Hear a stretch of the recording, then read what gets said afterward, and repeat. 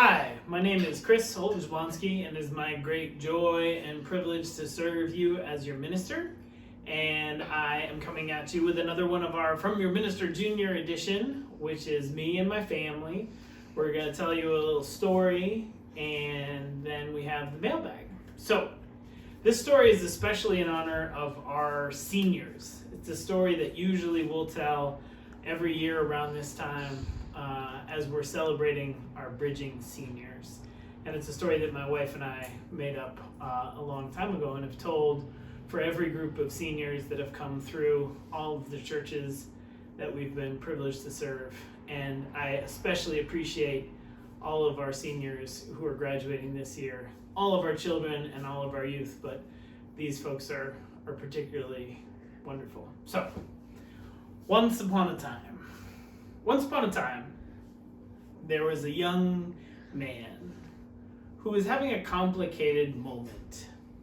He was a little confused. He quite loved his family, and he quite loved his people, but he was in a moment where he felt stirring within him, calling from without him, the next moment of his life. And he was confused because he felt like he wanted to stay, and he felt like he wanted to go, and he felt pulled in these two directions all at once. And so, he had a really close friend of the family who always seemed to know, not always an answer, but a pretty good question. And so he went to them, and he told them the whole story. He told them all these feelings of wanting to stay and wanting to go and being kind of torn.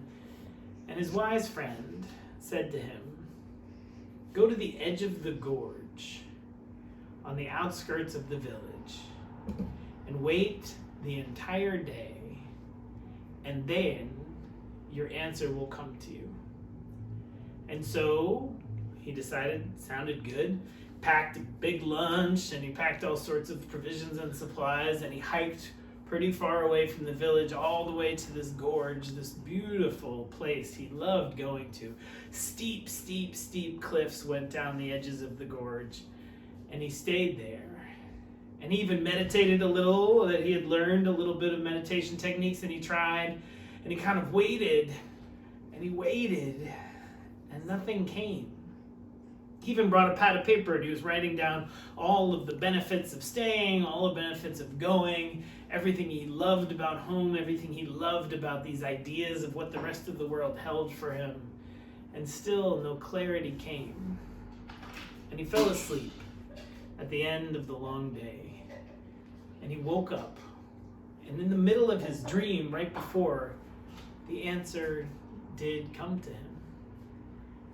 And he was a little confused and he was a little scared, but he walked right up to the edge of the gorge, and he looked down and he reached out a tentative leg, and he stepped out into the unknown.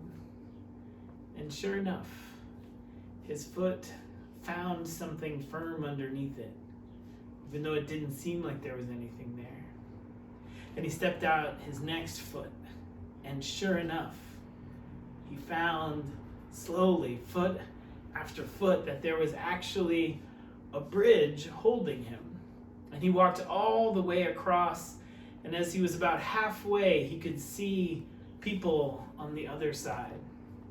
When he made it all the way to the other side of the gorge, there were his people.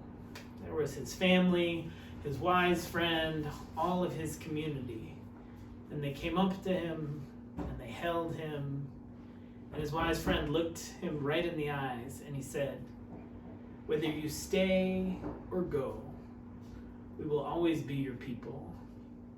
Whether you stay or go, this will always be your home." And so it is with all of our children and all of our youth. First Church will always be your home, and I'm so glad to have gotten to know you for this first year of my time here, and know that this will always be your home, that you will always be celebrated and cherished and welcomed here. I'm so glad for the people you are now, and you will be so glad for this world you will help us build together. Amen. And so now, I think it's time. 4. What, that was late. That was late. 4. Mailbag.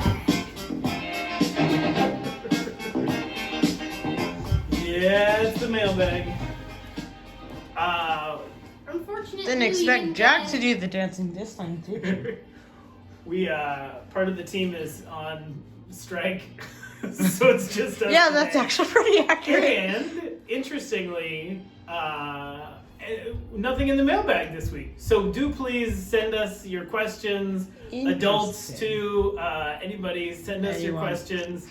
But I thought it was a nice opportunity to interview the team. So Chris from Belmont, I ask, for both of you guys, what was your favorite food that you've had so far during quarantine? Well, we ordered Chipotle a week ago. Right, Chipotle. And we're because it's great to have like a food that's from a restaurant or something. Because we never have it. And we have so much of us making stuff. And we still make good stuff. It's a hurtful answer because 5 people in this house and I'm cooking 3 meals a day every day. But it's Chipotle. Every day. It's Chipotle, which is my favorite. It's the favorite. It's All right. variety. So what about the other question? What are you most looking forward to as the quarantine rules sort of loosen a little bit in the next couple months? Camping. That's right.